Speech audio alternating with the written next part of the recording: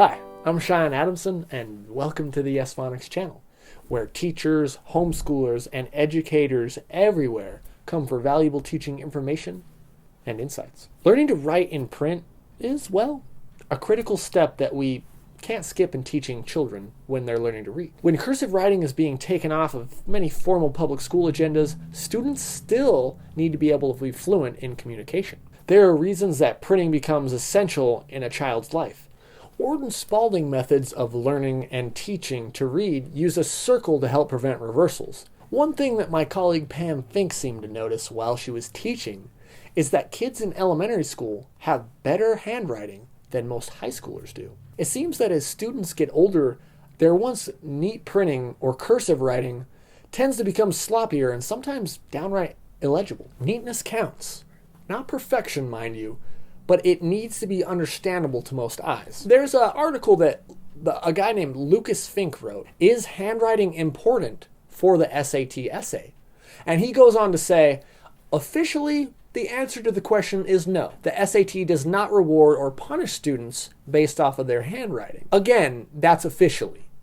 The truth is, though, not always. The movement of writing is an important part of the total learning process. All learners benefit from movement, especially in explicit phonics methods of reading. All avenues to the brain are utilized together to build up weaknesses and to use the already existing strengths of a learner. The activity of writing helps in training the brain for thinking, writing, spelling, and reading, along with the other very important parts of seeing, hearing, and saying. It's kind of like the explicit phonics and the multisensory technique that we talked about in the last couple of videos. So the first letters taught in most explicit phonics programs are called the circle letters. They all begin at the same spot on the circle. Consistency is key to learning. The printed letters are as follows: A, C, D, F, G, O, Q, S. These are the circle letters. The circle letters each begin at number 1, curving up and around to the 2, and ending somewhere on or from the circle.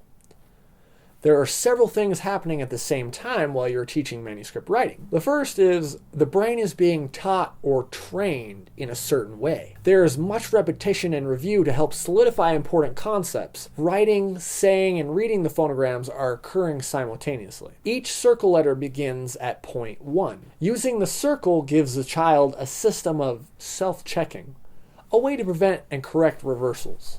The letter B is not a circle letter, because the tall part of the B is made first. So it is taught away from the D, which is a circle letter. The points on the circle could be anything. Rather than numbers, they could be letters or shapes. This is why we can use the circle as a reference for making the letter E. If we begin at the 2, or just below the 2, and go straight across to the 1, it doesn't matter that we are out of numerical order. As a teacher, if you see a use for the circle that is not expressed elsewhere, go ahead and use it. In addition to using the circle to teach someone to write, it's also used to give students reasoning abilities to help them prevent reversals. If we make the D starting point at 1 and go in the opposite direction of the 2, we are off the circle. Clever teachers can use the circle to show other letters too. For example, when learning to form the U, the teacher can draw a U within a circle drawn on the board and show the curved part on the 3 to 4 in the circle. And E can be drawn inside a circle.